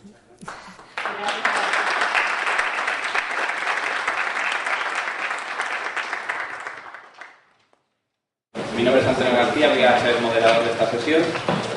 Vamos a ver que están todos los ponentes presentes. Entonces, la primera ponencia será cuantificación de la accesibilidad de la formación virtual aplicando estándares. Lo va a presentar la señora Covadonga Rodrigo, aquí presente. A continuación será estudio comparativo de accesibilidad web con portales informativos de universidades peruanas de educación a distancia, por el señor Miguel Ángel Córdoba, que está aquí presente. Esperemos que luego aparezca. A continuación vendrá la presentación de norma ISO IEC 24751, acceso para todos, por la señora Concha Bartanero, también aquí presente. Y por último finalizaremos la sesión con la accesibilidad en la formación y en la información como parte integrante del derecho a la educación y del principio de no discriminación, por la señora Isabel Cano. Vale, pues sin más dilación, comenzamos la sesión con la ponencia de cuantificación de la formación virtual. Muchísimas gracias. Yo creo que lo más importante de mi presentación hoy sería transmitir a la audiencia, digamos, la dificultad. Bueno, empezamos otra vez. Buenos días a todos. Yo creo que un poco lo que me gustaría que quedara más en la audiencia de mi ponencia es las dificultades para poder introducir conceptos relacionados con la accesibilidad en el proceso regular de fabricación de normas, ¿no? Como ven, la ponencia la firmamos 3 personas: José Ramón Hilera, que es un profesor de aquí, de la Universidad de Alcalá de Henares; Abel González, que es un técnico que trabaja en el INTECO, el Instituto Nacional de Tecnologías de la Comunicación, que saben que está en León, y yo misma, ¿no? Y nos conocimos los 3 trabajando desde hace muchos años, participando en los grupos de trabajo que hay en AENOR en el desarrollo, pues, de estándares, ¿no? En concreto, en este caso, pues en el seno de un grupo, digamos que hay a espejo de los grupos de la ISO IEC, en el grupo 71 de tecnologías de la información también aplicadas a la educación. Entonces, es un poco la contextualización para entender que cuando alguien desarrolla una normativa que no es específica en términos de accesibilidad, hace falta que en el seno del grupo en el cual se empieza a conceptualizar la norma, alguien tenga una cierta sensibilidad hacia estos temas y empiece a introducir la necesidad de poner pautas relacionadas con la accesibilidad dentro de una norma que en principio no tenía nada que ver con accesibilidad. Es decir, la norma que es el motivo central de esta comunicación es la 66-181. Empezamos a trabajar allá por el año 2004. Salió una norma ya oficial en el año 2008. El trabajo en estos grupos saben que es voluntario, por tanto, bueno, pues es complicado, ¿no?, reunirse, quedar, ¿no?, hacer entre todos los participantes, ¿no?, una transferencia de conocimiento, pensar las cosas, ponerlas. Entonces, realmente, si no hay alguien en el seno del grupo que tiene una inquietud por estos temas, lógicamente no se les ocurre a nadie poner una valoración de accesibilidad dentro de una normativa, en este caso, de calidad en e-learning. Se dio la circunstancia de que en ese año sí que habíamos un par de personas y por ese motivo, pues en la primera norma que salió publicada en el 2008 ya había, como van a ver, un factor, digamos, de calidad medible en términos de accesibilidad. Pero claro, ¿cómo imponer los límites? Es decir, esto es una norma que es para quién. En este caso es un tema formativo, no es para las universidades, es para empresas que dan formación online. Por tanto, ¿cómo hacer ver a una empresa que su business, su negocio, es producir cursos online, cómo va a tener que preocuparse por estos temas de accesibilidad, ¿no? Lógicamente, si ya, incluso en el mundo del desarrollo del software, muchos programadores piensan que es perjudicial pensar en términos de accesibilidad porque les va a complicar el trabajo, aunque no lo sea realmente, pero si todo el mundo ya piensa de antemano que es algo, digamos, negativo, como encima alguien que tiene un negocio de proveer un servicio que no tiene nada que ver, ¿no?, con atención a la discapacidad, ¿cómo hacerles ver que es importante? Y que además posiblemente a la larga va a ser un beneficio también para ellos. Pues este es un poco el planteamiento del problema, que yo creo que sobre todo la ponencia yo creo es un poco para dejar la semilla, para dejarnos la semilla a todos de que es un tema complicado de gestionar. ¿Cómo evaluar la accesibilidad? ¿Hasta qué punto? ¿Cómo cuantificarla? Tener en cuenta que luego va a haber unos auditores que van a hacer una aplicación de esta norma en estas empresas, ¿no? Les van a auditar. Entonces, también los auditores tienen que estar formados en los aspectos que se quieren medir. ¿Cómo transmitirlo, como he comentado, a estos futuros usuarios, que no dejan de ser, en este caso, más que empresas privadas, ¿no? Yo creo que es un tema apasionante, este tema de intentar mejorar el acceso de las TIC a las personas con discapacidad. Lógicamente, la formación online es totalmente, ¿no?, pues pura innovación TIC.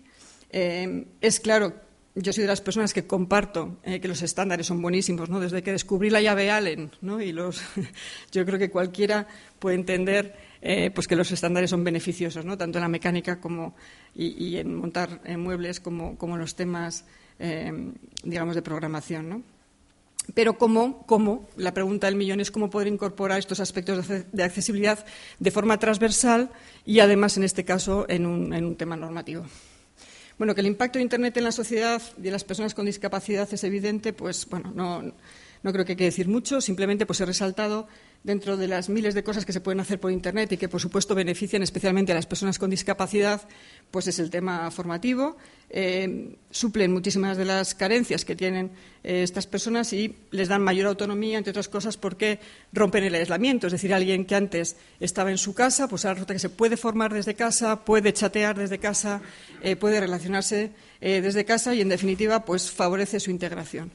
Pero, bueno, es cierto que las TIC siguen teniendo barreras y cuantos más elementos de hardware y dispositivos más complejos ponemos, pues más complicada se hace, ¿no? Si bien, pues el propio Tim Berners-Lee, cuando crearon el Internet y luego, ¿no?, como fundador del W3C, pues lógicamente intentan favorecer la universalidad.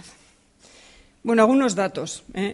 Como he dicho, esta norma no es enfocada a instituciones universitarias, ¿vale?, no es para universidades públicas, pero sí para empresas o instituciones, también puede ser una universidad que proporcione formación online,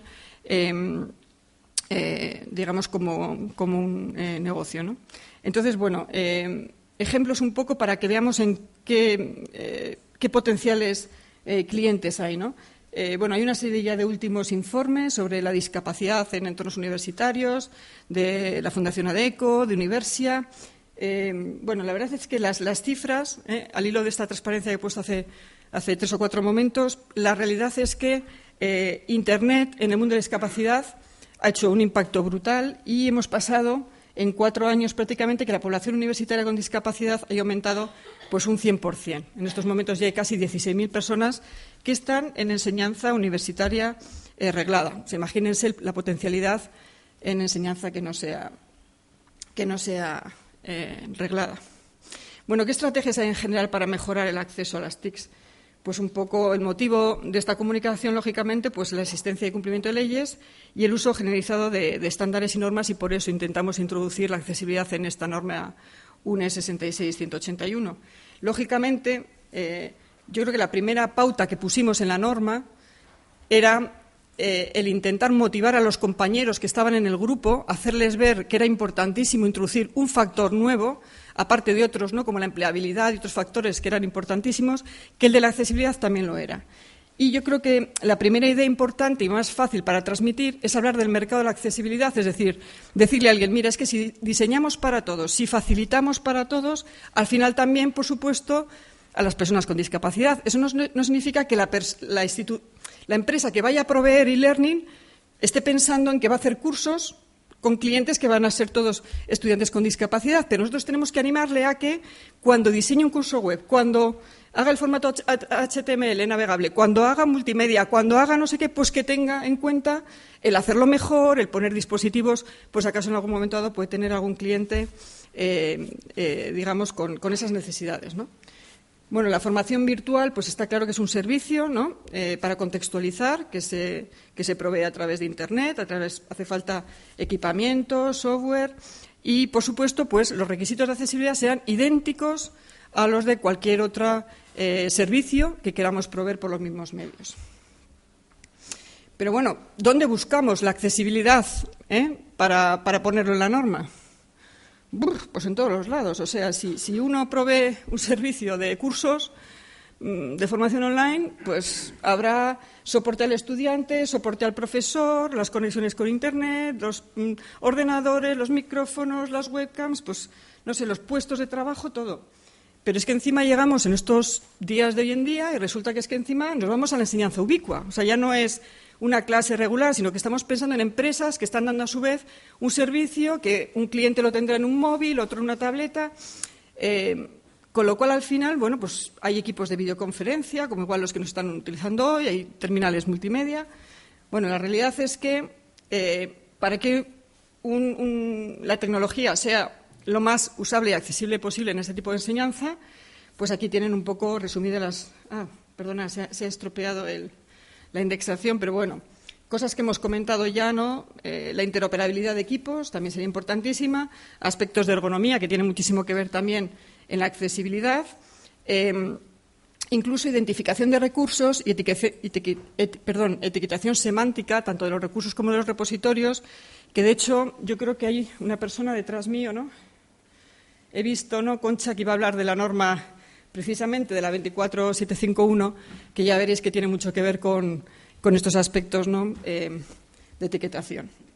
Y por último, pues esta difusión multicanal, que como hemos visto en la enseñanza ubicua es importantísima. Bueno, entonces ahora, ¿cómo todo este batiburrillo de ideas, cómo la contextualizamos y cómo lo enfocalizamos hacia la norma, ¿no? La norma es una redacción escrita que a su vez van a ver los potenciales, digamos, empresas que la tienen que aplicar y los auditores que la tienen que conocer para luego poder realizar la auditoría. Bueno, pues entonces uno coge, por ejemplo, yo os recomiendo, ¿no?, por ejemplo, esta guía sobre normalización en la accesibilidad de las TIC del CENTAC, escrita por Álvaro Rodríguez Ascaso y por Loic Martínez Normand, pues fenomenal. Aquí están las miles de normas, bueno, decenas o centenares de normas que hay, tanto internacionales, europeas, nacionales, ¿no?, que pueden afectar.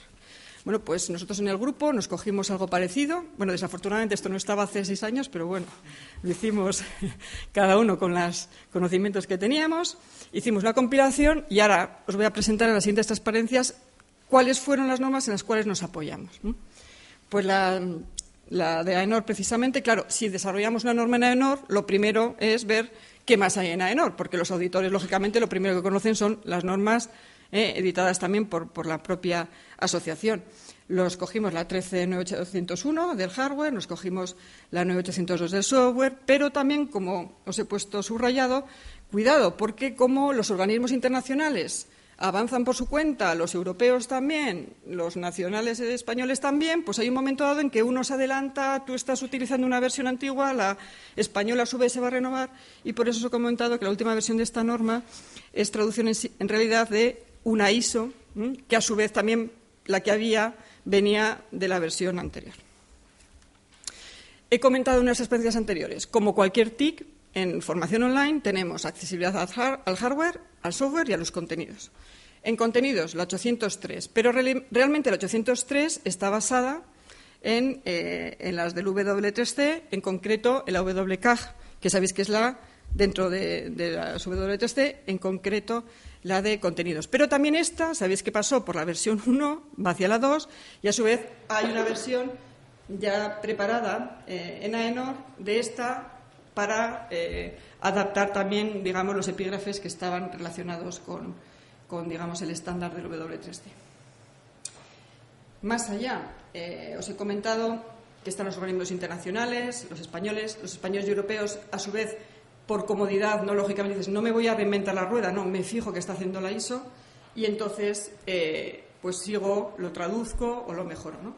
Cogemos la 924120, que sobre todo es diseño de equipos y servicios, y la 24751, que he comentado luego, van a exponer más en detalle, que se fija mucho en casar un poco, ¿no?, el dispositivo, esto que he puesto antes, el dispositivo con el contenido con las necesidades del usuario, ¿no? Entonces, mediante la semántica del etiquetado se consigue que el smartphone se adapte a tus preferencias, con el curso o el Moodle que tienes online, y ya todo te va preconfigurado a tus propias preferencias como usuario. Bueno, el W3C, aquí simplemente os haya puesto recordar, ¿no?, cuáles son sus objetivos. La WAI, que ya hemos comentado toda la iniciativa, que en realidad de las tres, digamos, grandes áreas, la de agentes de usuario, contenido y autor, en principio nosotros nos quedamos solamente de momento con las de contenido, porque nosotros son de aplicación más complicada, sobre todo las de agente de usuario ahora para las empresas es un tema muy complicado. Bueno, aquí simplemente, y ya para ir terminando, en el... Vale, perfecto. Vale, es que me estaban indicando que tenía 3 minutos. Vale, muchísimas gracias. Bueno, aquí simplemente todo este paso del W3C era simplemente para indicaros que, lógicamente, es un referente para todos los que estamos trabajando en temas de accesibilidad. Entonces, bueno, a veces también esa adaptación a lo que en términos internacionales están evolucionando, pues es un poco difícil de seguir, ¿no? Entonces, efectivamente, cogimos la WCAG 2.0 y aquí os he un poco resumido las diferencias que hay con la 1.0 que tenían, a su vez, aplicación en nuestra norma, ¿no? Sobre todo es esa transición entre digamos, los puntos de verificación y el nuevo concepto de principios fundamentales, ¿no? A su vez, cada principio se subdivide en muchas pautas, pero no hay una correspondencia directa entre los puntos de verificación y las pautas actuales. Por tanto, hay que hacer una aproximación a veces para hacer, digamos, el mapeado, ¿no?, entre ambos aspectos, ¿no? Y luego, bueno, pues yo creo que lo que es más fundamental es que en esta nueva versión no existe ya una referencia a la necesidad de utilizar una tecnología concreta, ¿no?, sino que se da un poco de antemano que cualquier tecnología es válida mientras que esa tecnología en sí misma se deje o sea accesible, ¿no? Entonces, un poco se deja la voluntariedad del que utiliza la tecnología de tener que satisfacer los requisitos que uno exige que deba de cumplir y entonces, bueno, pues ese ya, digamos, se traslada el problema a otro punto. Entonces, ya finalizando, bueno, pues con todo este compendio, ¿no?, de normativas, análisis, ¿no?, de las normativas, hemos escogido todas las que he presentado en las últimas transparencias, pues ya se decidió cómo implementar esto en la norma. Y claro, pues es un tema complicado, ¿no? Es decir, la accesibilidad no es conocida. En el fondo, lo que queremos es que la gente, o sea, las empresas, se molesten y lo implementen. Entonces, hay que hacerles entender que es importante, pero ellos tienen que asumir y quererlo.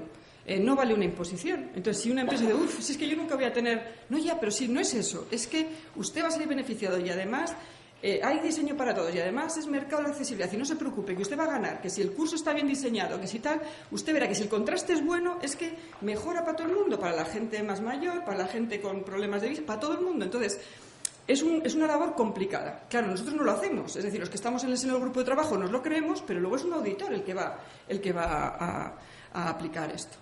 Entonces, bueno, pues sí ocurrió. ¿Cómo hacerlo? Bueno, pues se cogió una especie de factores de satisfacción, que eran los que consideramos que era importantísimo para medir la calidad, y obligamos a que uno de ellos fuera el factor de la accesibilidad. Así, pues nada, todo el mundo tenía que cumplir. Bueno, pues en principio basándose en los puntos que hemos comentado antes. Claro, la primera versión, digamos que fuimos muy exigentes.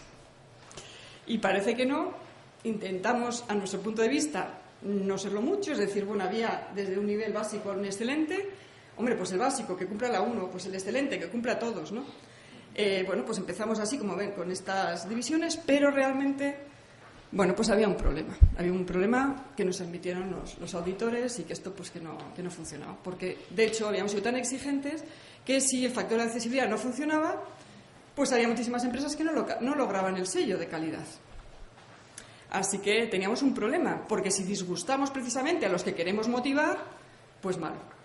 Así que reconceptualizamos.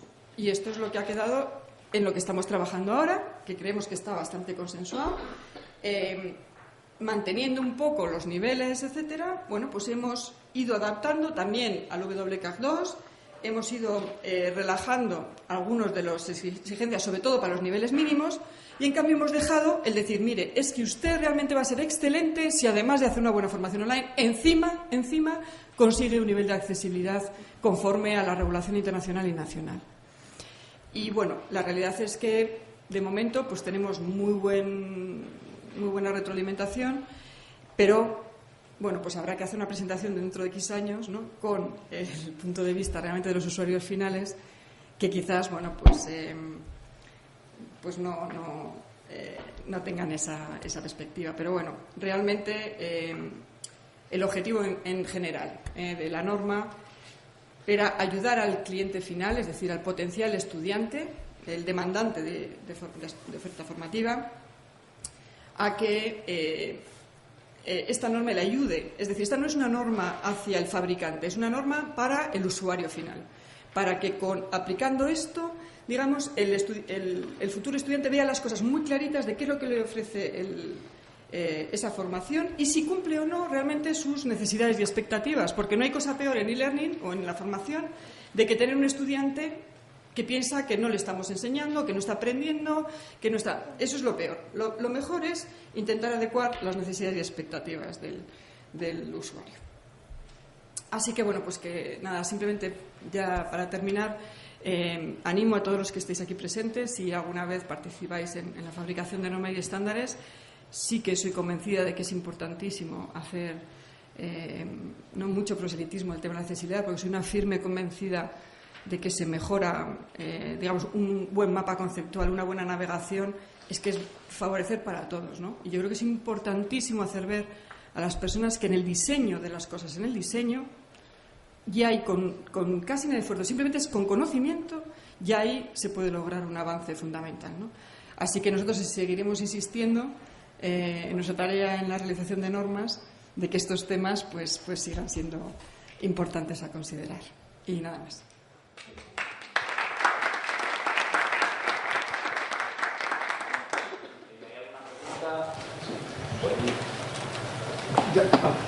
Hola, soy Valentín Chamarrojo del Centro de Atención a Universitarios con Discapacidad de la UNED, bueno, que ya nos conocemos. Y la duda que tengo es sobre todo si vais a, que no sé si está incluido, si vais a aplicar las normas UNE de subtitulado, audiodescripción y lengua de signos. Porque entiendo que eso entra en el WCAG 2, pero luego esas normas, al menos la de subtitulado, que no recuerdo ahora el número, están orientados a televisión, teletexto y cosas así, y cine. Entonces no hay un capítulo o un apartado de cómo subtitular clases. Entonces, hay como un vacío en algunas normas que tampoco sé muy bien cómo hacéis, si encontráis un vacío, si lo comunicáis al otro comité, bueno, pues, ¿cuál es el plan que tenéis respecto a eso? Bueno, el tema es muy complejo. Ya hemos tenido, ¿verdad?, varias reuniones con el seno del debate acerca de qué tipo de interactividad, incluso en las primeras normas, ¿no? Es decir, si medir o no el nivel de interactividad como un factor importante de calidad o definitivo, ¿no?, en la calidad de un curso, ¿no? Y bueno, de momento no se puede aplicar, ¿no? Es decir, no se puede discriminar a un curso de formación online que puede tener un bajo nivel de interactividad, es decir, puede no tener mucho multimedia, para entendernos de forma coloquial, y no por eso deja de ser un buen curso. Entonces, claro, el tema multimedia es un tema complejo, no solamente pues es un tema de flash, estamos hablando de videoclases. Como sabemos, ¿no?, pues el subtitulado, es decir, hacer una transcripción simplemente de una videoclase te puede suponer 3 veces más de tiempo que lo que es la propia grabación, con lo cual eso significa que las empresas tienen que tener o personal o hacer una subcontratación específica para eso. Entonces, de momento es un tema muy complicado. También se ha debatido incluso, pues, porque todo este tema, ¿no?, del contenido en sí mismo exige casi un monográfico solamente sobre ello, pues temas incluso de mundos virtuales, es decir, hay un montón de tendencias de innovación en el mundo de la formación online. Y claro, por ejemplo, pues no sé, un curso para pilotos, ¿no?, que utiliza un simulador de... Claro, ¿hasta qué punto vamos a hacer ese simulador accesible, ¿no? Es que es imposible, ¿no? Porque, es decir, pues nunca va a haber un piloto ciego, es decir, o un estudiante ciego que quiera ir a un curso de formación para ser piloto, ¿no? Entonces, yo creo que ahí, claro, yo creo que no hay que sacar tampoco, ¿no?, las cosas exageradas, porque aquí lo que hacer es intentar convencer a todos de la importancia, ¿no? Y yo creo que haciendo las cosas más sencillas y más fáciles, empezando por lo más bajo, es como ganamos adeptos y luego ya vamos forzando un poquito la tuerca para que las cosas vayan a más. ¿Alguna otra pregunta? ¿No? Sí, yo, perdona. Bueno, Covadonga, felicitaros por la última versión. Sobre todo me ha gustado muchísimo porque me parece que es muy maduro y muy realista. Ese primer nivel que habéis dicho de informar, creo que lo he entendido así, informar al usuario de que, mire, esto no es accesible en esto, o esto... Bueno, a mí eso ya me parece un logro porque creo que de esa manera ambas partes, tanto la empresa como el que lo utiliza, son conscientes de esa importancia. Mire, no he llegado hasta aquí, pero esto está. Mi pregunta es, ¿cómo implementar eso? ¿Podría ser en metadatos o dando una prioridad importante a ese metadato de accesibilidad? Que aunque solo sea, se diga, mire usted, no está preparado para personas con discapacidad auditiva. ¿Cuál es tu opinión en ese sentido? ¿Cómo se podría, ese nivel tan básico, pero que de verdad que a mí me parece que es clave, y los otros niveles lo mismo, pues cumple tal norma, tal, ¿cómo podría de verdad, digamos de forma muy práctica, quedar implementado? Bueno, yo te doy la razón. Sí que es cierto, cuando hicimos la primera versión de la norma, igual pareciera una tontería a los que estáis aquí escuchando, pero bueno, lo que poníamos más énfasis era siquiera en ponernos de acuerdo en lo que sería el mínimo de información, o sea, el papelillo, ¿no? O sea, ¿cómo se dice? La publicidad, ¿no? O sea, el exigir, de hecho se puso, ¿no?, la primera norma, si la leéis, el que hubiera unos mínimos para lo que es la publicidad del curso, ¿no? Lo mínimo que tenía que llevar. Eso al hilo de lo que comentas, ¿no? Entonces, parecerá una tontería, pero efectivamente resulta que es que nos encontramos que la oferta formativa pues no había ni siquiera esto, ¿no? ¿Para qué? Para lo que hemos comentado, lo que tú has refrendado, que el que quiere el curso sepa a qué atenerse, ¿no? Y sus expectativas estén también aquí reflejadas. Claro, aquí no tienes metadatos, ¿vale? Aquí lo que tienes es, o podrías asociar unos metadatos a la hoja de información. Yo creo que en la parte, digamos, más sencilla hay, y luego, a nivel operativo, digamos, ya con el curso en producción, ahí sí que lo que tú comentas. Es decir, cuando luego comenten la siguiente norma, todo el tema de etiquetado, tanto, pues eso, para los dispositivos que se vayan a utilizar, ¿no?, que no deja de ser un refrendo, ¿no?, de a qué adecuación necesitas, ¿no?, tal. Pues, por supuesto, incluso si las empresas utilizan repositorios, ¿no?, estamos hablando de incluso cursos en abierto, por ejemplo, pues más aún, ¿no?, que los propios repositorios hubiera información acerca del terminal, qué se puede utilizar, qué condiciones, qué resolución. Sí, por supuesto, sí. Pero ya yo creo en el momento de hacer la producción del curso, digamos, ya cuando se está mostrando. Sí. Yo estaba en la norma. Esto pues